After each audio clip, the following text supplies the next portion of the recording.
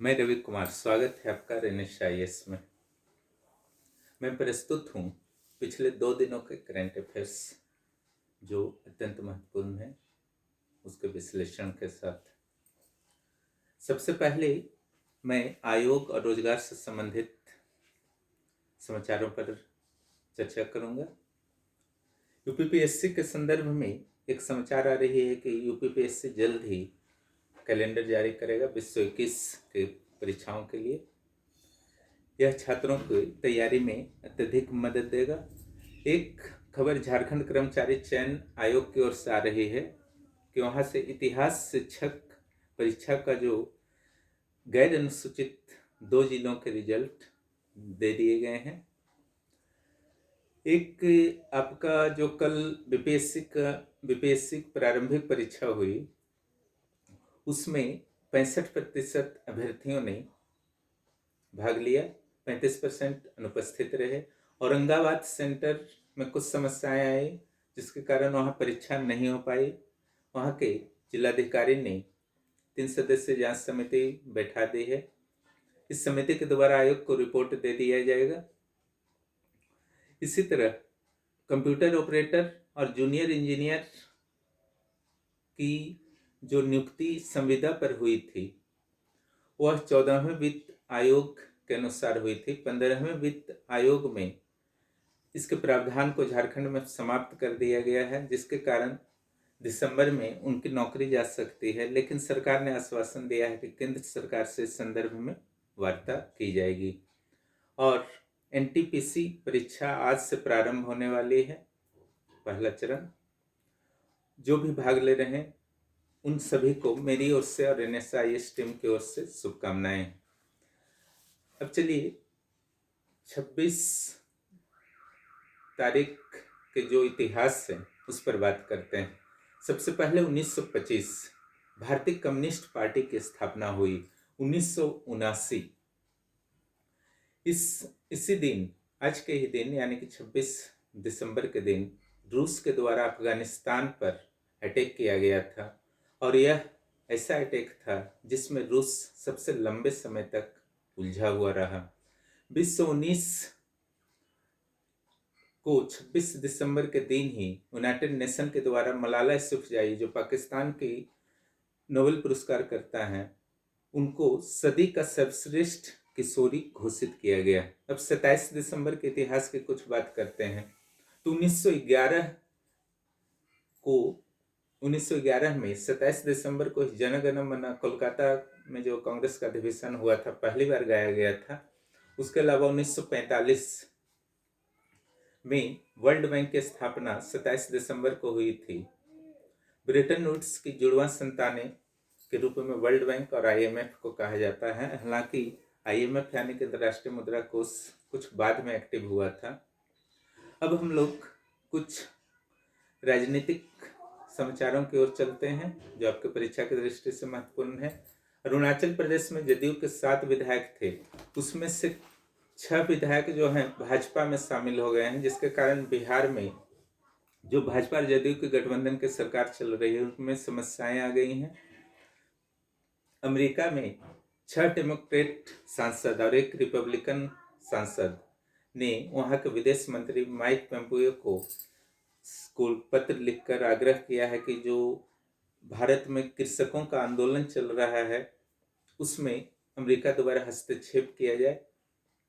हालांकि भारत के संप्रभुता के विरुद्ध होगा और शायद अमेरिका ऐसा कदम नहीं उठाएगा। एक जो आपके परीक्षा की दृष्टि से इम्पोर्टेंट है, हमारे पड़ोसी देश नेपाल में जो राजनीतिक अस्थिरता मची हुई है, वहाँ की 2 कम्युनिस्ट पार्टियां कुछ दिनों पहले आपस में विलय कर ली थी और समझौता कर सरकार का निर्माण किया गया था।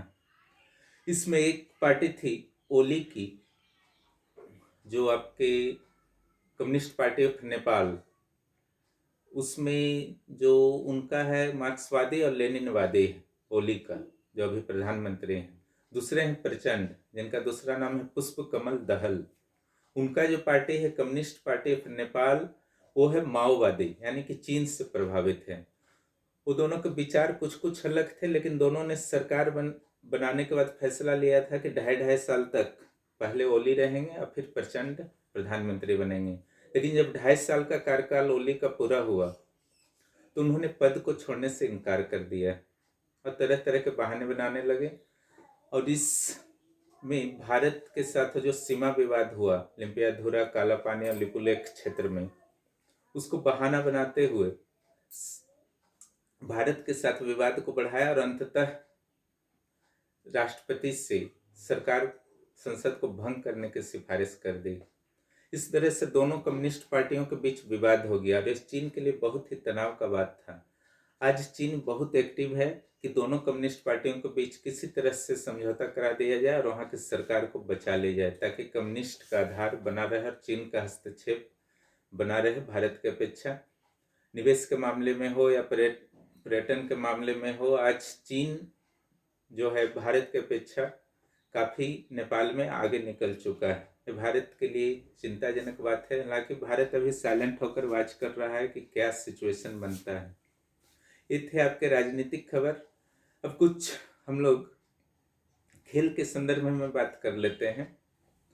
तो एक अच्छी न्यूज आ रही है कि राउरकेला में भारत का सबसे बड़ा हॉकी स्टेडियम बनने वाला है, जिसकी क्षमता 20,000 होगी और 2023 में उड़ीसा में ही विश्व कप हॉकी प्रतियोगिता होने वाला है। दो जो आपके फीफा के फुटबॉल अंडर 20 और अंडर 17 थे फुटबॉल कप, विश्व फुटबॉल कप, उसको रद्द कर दिया गया है। 2023 में होंगे। अंडर 20 वाले जो विश्व फुटबॉल कप होंगे वो इंडोनेशिया में होंगे, जबकि अंडर 17 वाले वो पेरू में होंगे। आईसीसी के द्वारा दशक के T20 पूरे दशक के यानी कि पूरे 10 वर्ष में T20, वनडे और टेस्ट टीमों की घोषणा की गई है। T20 और वनडे टीम के कैप्टन के रूप में महेंद्र सिंह धोनी को नियुक्त किया गया है। ये झारखंड के लिए गर्व की बात है। जबकि टेस्ट टीम के लिए विराट कोहली को चुना गया है। इस ढंग से तीनों टीमों के कैप्टन के रूप में भारत के खिलाड़ी को भी शामिल किया गया है। इस वर्ष बुमराह जो हैं फास्ट बॉलर भारत के, भारतीय क्रिकेटरों में कमाई करने के मामले में सर्वोच्च स्थान पर रहे हैं। इंटरनेशनल स्पोर्ट यूनिवर्सिटी की स्थापना पुणे में की जाएगी। इसका उद्देश्य जो है भारत से सर्वश्रेष्ठ खिलाड़ियों को उत्पन्न करना, ताकि ओलंपिक, एशियाड इत्यादि में भारत को पदक मिल सके और यह चीन, रूस, अमेरिका जैसे शक्तियों की श्रेणी, खेल शक्तियों की श्रेणी में आ सके। रोनाल्डो को सर्वश्रेष्ठ स्ट्राइकर के रूप में फीफा के द्वारा चुना गया है। झारखंड में अंतर्राष्ट्रीय रेसवाक चैंपियनशिप का आयोजन होगा रांची में। यह मेजबानी झारखंड को मिल चुकी है। इस ढंग से खेल से संबंधित इतने सारे आपके परीक्षा उपयोगी तथ्य थे। अब हम लोग आते हैं साइंस और टेक्नोलॉजी में। Indian institute of education and research, scientific education and research के द्वारा क्लोरोफिलाई को प्रभावित करने वाले एक जीन की खोज की गई है। क्लोरोफिलाई वास्तव में क्लोरोफिल जो होता है, जिसके कारण पौधों में हरापन होता है, उसका ये ग्रीन पिगमेंट होता है। और साइंस टेक के क्षेत्र में चंद्रयान 2 का जो डाटा है, पहला डाटा है, वो इसरो द्वारा जारी कर दिया गया है। और इसरो ने घोषणा किया है कि जल्दी ही चंद्रयान 3 को प्रक्षेपित करने के संदर्भ में घोषणा की जाएगी। ल्यूकोडर्मा की दवा ल्यूकोस्किन की खोज के लिए डॉक्टर हेमंत कुमार पांडे को साइंटिस्ट ऑफ द ईयर का अवार्ड दिया गया है। युवाओं के क्षेत्र से भी कुछ महत्वपूर्ण करंट अफेयर्स हैं। आर्या राजेंद्रन मात्र 21 वर्ष की यहाँ तिरुवनंतपुरम के मेयर के पद पर इनका चुनाव कर लिया गया है। सबसे कम उम्र की मेयर होंगी। अब आते हैं हम लोग स्टेट के कुछ करंट अफेयर, महत्वपूर्ण करंट अफेयर्स पर। भारत सरकार के रक्षा मंत्रालय ने देश के कुल 62 जो छावनी परिषद हैं उसको समाप्त करने का निर्णय लिया है। सारे नहीं हैं, इससे भी अधिक हैं, लेकिन 62 को समाप्त कर, जिसमें झारखंड के रामगढ़ छावनी परिषद को भी समाप्त कर दिया जाएगा। एक और गर्व की बात है झारखंड के लिए कि हेमंत सोरेन को हार्वर्ड में आमंत्रित किया गया है आदिवासियों की समस्याओं और विकास से संबंधित मुद्दे पर भाषण देने के लिए, अपना व्याख्यान देने के लिए। इसके अलावा बिहार के राजगीर में अंतर्राष्ट्रीय आयुर्वेद संस्थान की स्थापना की जाएगी, यह भी बहुत ही महत्वपूर्ण है। एक आज के पेपर में एक समाचार आया है कि एक हीरामन है कोरबा, ठीक है, वो आपके जो है गढ़वा जिले के सिंजो गांव के निवासी हैं। प्रधानमंत्री द्वारा जो मन की बात कार्यक्रम की जाती है उसमें इनका नाम लिया गया है, क्योंकि इन्होंने कोरबा शब्दकोश का निर्माण कर दिया है 12 वर्षों के अथक मेहनत के बाद। ये पेशे से एक पारस शिक्षक हैं। इस ढंग से अब आते हैं हम लोग थोड़ी अर्थव्यवस्था के करंट अफेयर्स पर चर्चा कर लें। 18 दिसंबर 2020 को समाप्त हुए सप्ताह में रिजर्व बैंक ऑफ इंडिया के द्वारा जारी आंकड़े में भारत का जो विदेशी मुद्रा भंडार है वो $581 अरब हो गया है, रिकॉर्ड स्तर पर है। आशा है कि जल्द ही $600 अरब पर पहुंच जाएगा, जो एक रिकॉर्ड होगा। विश्व 19-20 में जो आयकर दाताओं की संख्या भारत में हो 4 करोड़ के करीब पहुंच गई है।